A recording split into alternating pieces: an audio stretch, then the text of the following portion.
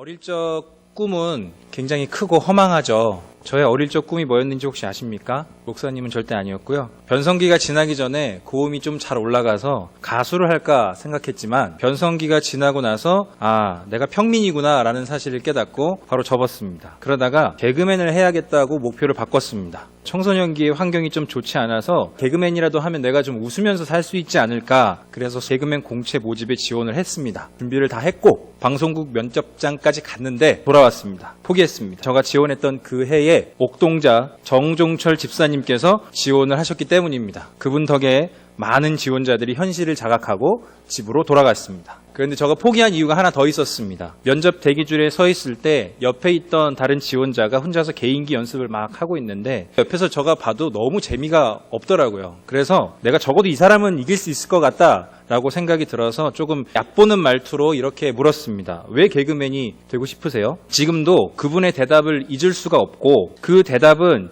저의 발이 곧바로 집으로 향하게 만들었습니다. 저는 제가 사랑하는 사람들을 웃겨주는 게 행복하거든요. 그냥 좀 웃으면서 살고 싶다고 지원한 저는 그분의 말에 너무 부끄러웠고 인생의 방향에 대해서 깊이 생각해보게 되었습니다. 여러분께도 같은 질문을 해보고 싶습니다. 여러분은 지금 여러분의 전공을 왜 공부하고 있습니까? 교수님, 직원 선생님들께도 묻습니다. 왜 이 학교에서 일하고 있습니까?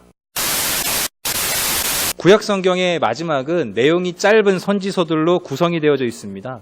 그 중에 오바댜, 요나, 나훔 이렇게 세 개의 선지서는 다른 선지서와 구별되는 공통 분모가 하나 있습니다. 그 메시지의 내용이 하나님의 백성이 아닌 다른 사람들을 향해 있다는 점입니다. 물론 다른 선지서들에도 종종 이방 나라들에 대한 예언들이 나타나지만 내용 자체가 전체적으로 이방인을 향해 있는 건 이 세 개입니다. 그중 요나와 나훔은 시대만 다를 뿐 메시지의 대상까지 같습니다. 이 요나와 나훔이 메시지를 전한 도시는 당대의 최강대국이었던 아수르 제국의 수도 니느웨였습니다.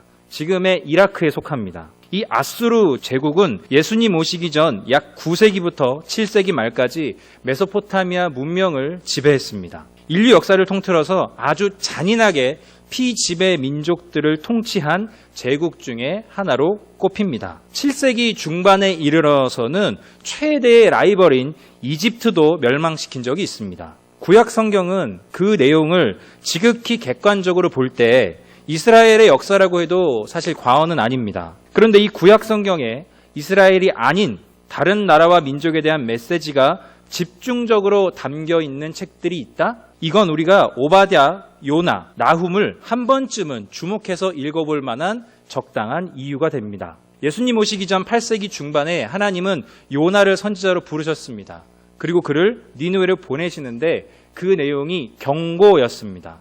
회개하라는 메시지입니다. 당시 니느웨의 부패와 악독함이 극에 달했습니다. 제국의 막대한 힘으로 이스라엘을 늘 괴롭혀 왔기 때문에 이 회개의 메시지를 전하라는 하나님의 요청에 요나는 반발하게 됩니다. 왜냐하면 회개하라는 말이 곧 하나님이 그들을 용서하실 수 있다는 전제를 깔고 있기 때문이었고 요나가 그것을 알았기 때문입니다. 요나는 순종하지 않았지만 하나님은 결국 요나를 보내셨고 그를 통해 책망과 회개의 메시지가 전달되었습니다. 니느웨 사람들은 하나님의 말씀을 듣고 스스로 반성하고 자신들의 모습을 돌이켰습니다. 이 요나의 메시지를 듣고 나서 그들이 회개한 지 한 세기가 넘게 지났습니다. 하나님은 또 다른 한 사람 나훔을 부르셔서 다시 니느웨로 보내십니다. 한 세기 전에 하나님 앞에서 회개의 기회를 잡았던 그들은 이제 더 이상의 기회를 부여받지 못할 만큼 요나의 때보다 훨씬 더 악해져 있었습니다. 그래서 요나의 메시지와 다르게 이 나훔의 메시지에는 경고나 회복의 말씀이 없습니다. 그냥 통보입니다. 너네들 끝났다, 이런 통보입니다. 이제 그들에게 남은 것은 하나님의 진노의 심판을 받는 것뿐입니다. 그들은 더 이상 자기들의 대적이 없다고 생각했고 교만했는데 하나님은 그런 그들에게 이렇게 말씀하셨습니다. 만군의 여호와의 말씀에 내가 내 대적이 되어 내 병거들을 불살라 연기가 되게 하고 내 젊은 사자들을 칼로 멸할 것이며 내가 또 내 노력한 것을 땅에서 끊으리니 내 파견자가 목소리가 다시는 들리지 아니하리라 하셨느니라. 하나님이 이제 그들의 대적이 되겠다고 하십니다.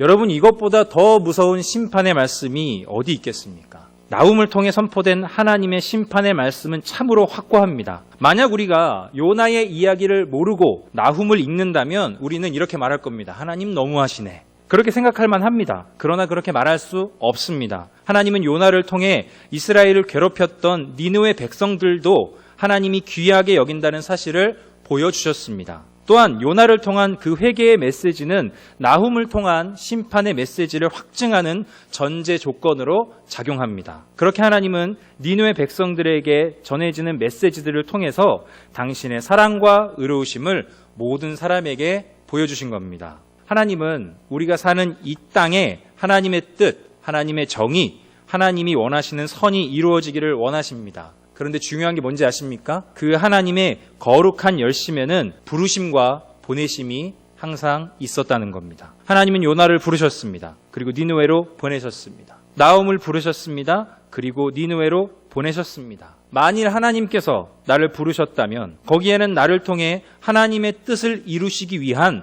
보내심이 동반되어 있다는 얘기가 됩니다. 때론 그것이 요나처럼 회복의 메시지일 수도 있고 나훔처럼 심판의 메시지일 수도 있습니다. 제가 처음 다녔던 대학은 캠퍼스가 넓은 학교에 속했습니다. 건물마다 이름이 있긴 했지만 이 건물이 너무 많다 보니까 음식 배달하시는 분들이 학교 지도를 만들어서 건물마다 알파벳을 붙였습니다. 근데 그걸 이제 학생들도 같이 썼어요. 제가 그 학교를 다닐 때 점심때마다 모여서 기도하는 기독교 동아리에 들어갔습니다. 이 동아리는 매주 수요일마다 학교 안에서 전도지를 돌렸습니다. 그런데 여러분, 전도지 줄 때 우리 다들 비슷하죠? 그래도 좀 이거 받아줄 만한 사람, 얼굴이 조금 선하게 생긴 사람, 그런 사람한테 전도지를 더 주지 않습니까? 저도 그랬습니다. 하루는 B동 건물 앞에서 전도를 하게 되었습니다. 덩치가 크고 몸 여기저기에 문신을 한 아저씨 한 분이 있었습니다. 저는 당연히 그분과 마주치지 않기 위해 노력했습니다. 전도 시간이 다 끝나갈 즈음 갑자기 그분이 저에게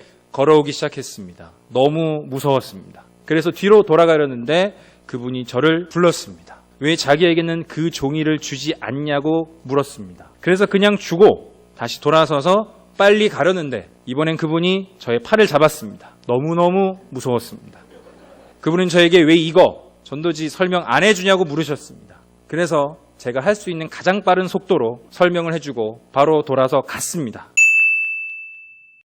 약 3년 후 군대를 다녀오고 복학해서 학교를 다니던 어느 날 그 B동 건물 근처를 지나는데 다시 그 아저씨를 마주쳤습니다. 저는 그분을 알아보지 못했지만 그분은 저를 단번에 알아보셨습니다. 그리고는 저를 데리고 밖으로 나가서 밥을 사주셨습니다. 하던 사업이 망해서 빚 때문에 도피를 하던 중에 지인을 만나러 학교에 왔다가 우연히 저에게 전도지를 받게 되었다고 말했습니다. 그 일로 예수님을 믿게 되었고 교회를 다니기 시작했는데 저를 꼭 만나서 고맙다는 말을 해주기 위해서 약 6개월간 주기적으로 학교에 들렀다가 결국 저를 만나게 되었답니다. 우리 기독인들에게 부르심의 동의어는 보내심입니다.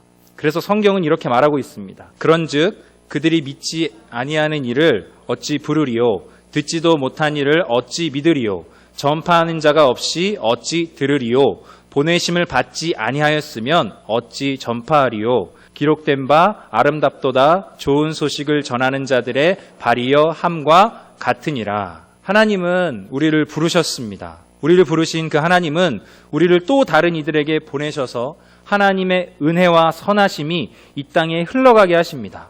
그러므로 우리는 우리가 받은 이 복음의 기쁨과 은혜를 누군가에게 흘려보내라 하실 때에 기꺼이 흘려보내야 하겠습니다.